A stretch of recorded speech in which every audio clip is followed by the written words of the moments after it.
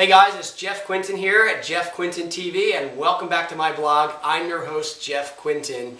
Today I have a very special guest that's joined us. This is Bill McMahon from the McMahon Agency here in Ocean City, and these guys are the leading insurance agency here in town. They do a majority and most of all the insurance here in Ocean City and along the coast here at South Jersey. So I brought Billy in here today to share with us some of the concerns, some of the thoughts, some of the questions that are being asked with regards to all this information, all these things happening here at the shore regarding flood insurance, homeowners insurance, everything, how it's affected all of us here. So again, I'm just going to jump right into it right now.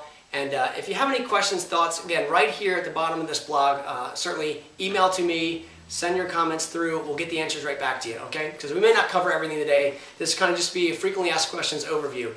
So, Bill, go ahead and tell our viewers today, your name, contact information, if anybody has any questions directly with you. Okay, Bill McMahon, McMahon Insurance Agency.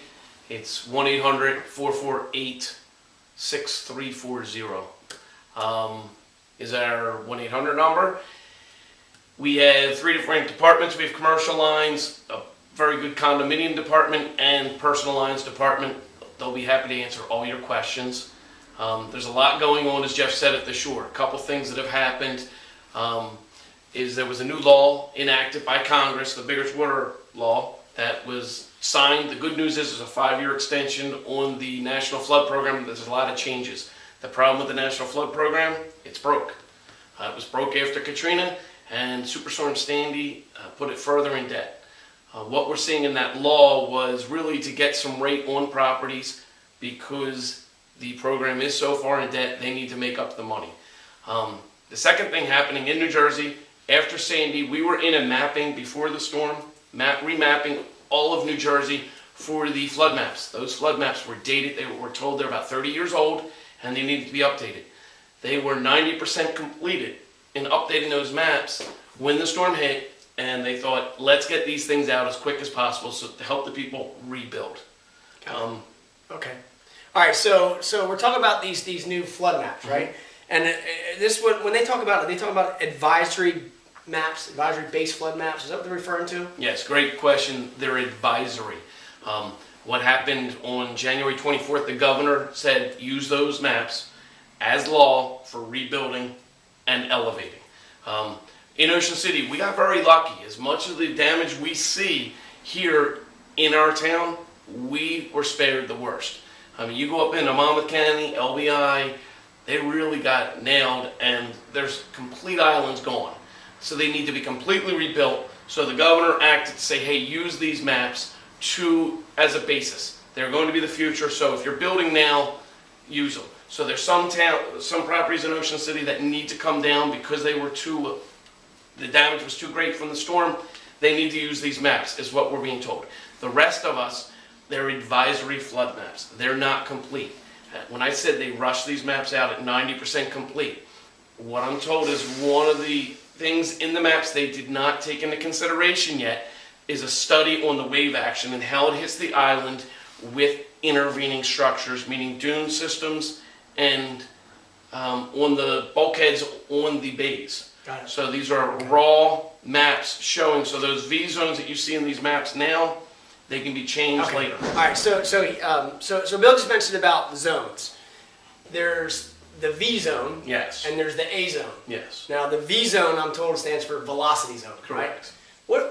What does this mean? Tell them what these zones, what that actually stands for. The V zone is velocity, and to be in a V zone, it means a house can take, that area of the island can take a greater than 3-foot wave. That wave can be created by water, can be created by the wind making the water higher. So if you only have 16 inches and the wind gets that up to over 36 inches, it can happen. Then that's how you get a greater than 3-foot wave. And the National Flood Program says that 18 inches, a wave at 18 inches can cause substantial damage to a property. In the A zone, they're not going to take they're going to take a less than 18-inch wave, or a less than a foot wave, I'm sorry. In an A zone, it's basically rising water, and it's more prone than there's B zones, C, and then on the mainland, or areas that are not likely to flood. the A zone is more likely to take rising water. Okay, so wouldn't you say then every bayfront home or every beachfront home on all the islands would be considered a V zone? Or is it true that some zones you could be on the beach and you have a big dune but not be in a V zone? Actually, a lot of Ocean City is in these new advisory flood maps are in the A zone because believe it or not, the last street to flood in Ocean City is Central Avenue. Right. So, that's the exit. A lot of times out of town, you drive down Central Avenue and get out on the. Right. Even though it's closest to the beach. It's close to the beach. And right after the storm, that's where you saw, if you drove down that street, it did not look like there was a lot of damage. So the front part of Ocean City is actually a very high part of this island. Right. So it is in an A zone. Okay.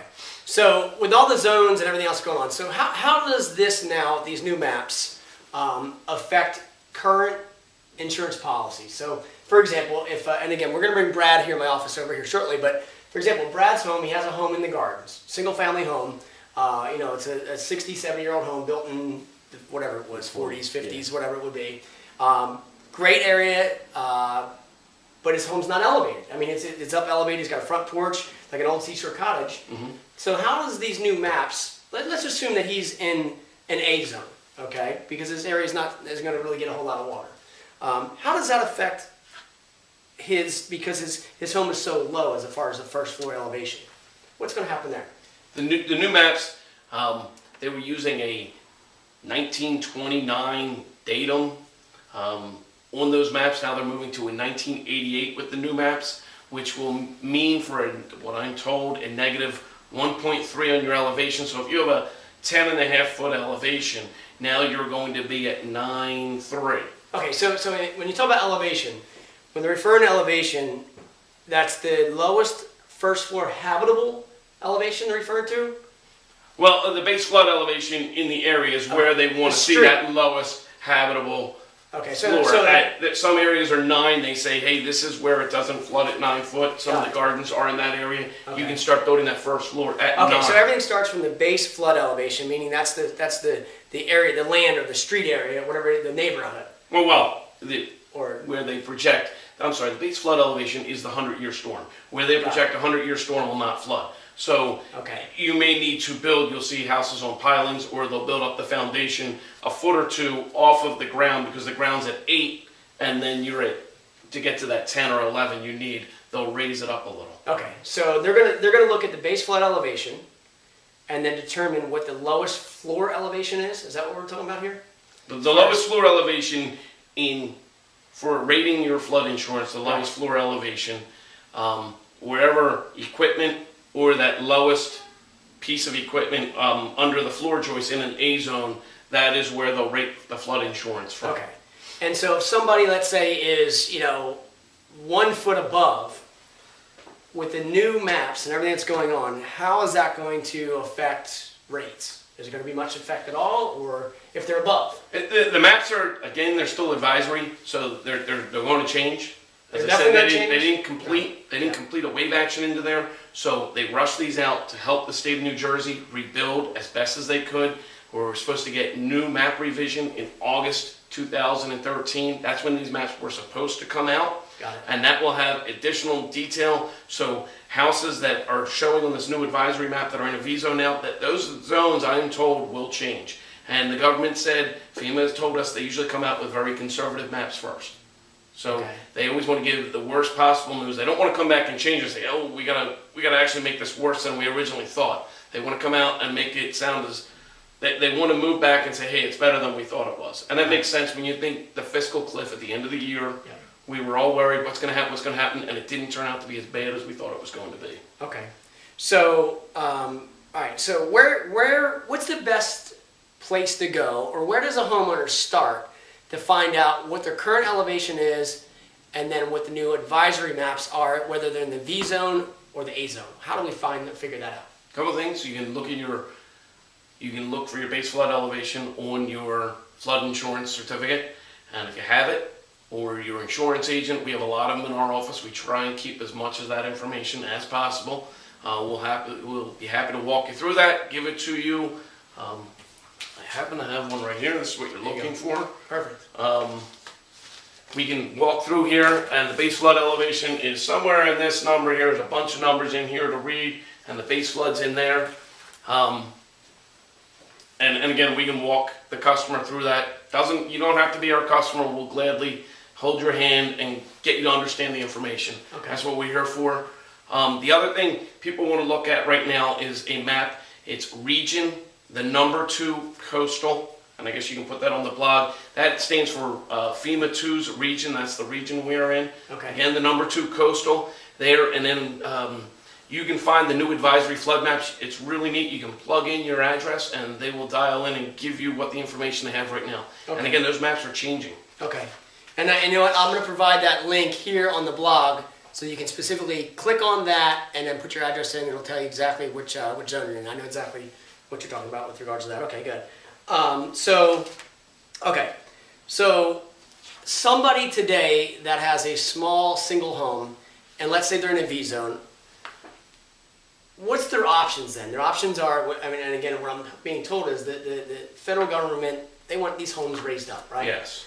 So, you know, what happens? I mean, are these homeowners, if they don't raise their homes up, then they're going to have, are these flood insurance premiums going to be way through the roof? Or? The premiums, the writing is unfortunately on the wall, that they are going to raise the rates. The opportunity here, if you had a small beach cottage in Ocean City that did receive substantial damage, your insurance policy does have up to $30,000 under increased cost compliance coverage. It's built into the policy. If you had greater than 50% of the assessed value of the house destroyed, you can file a second claim.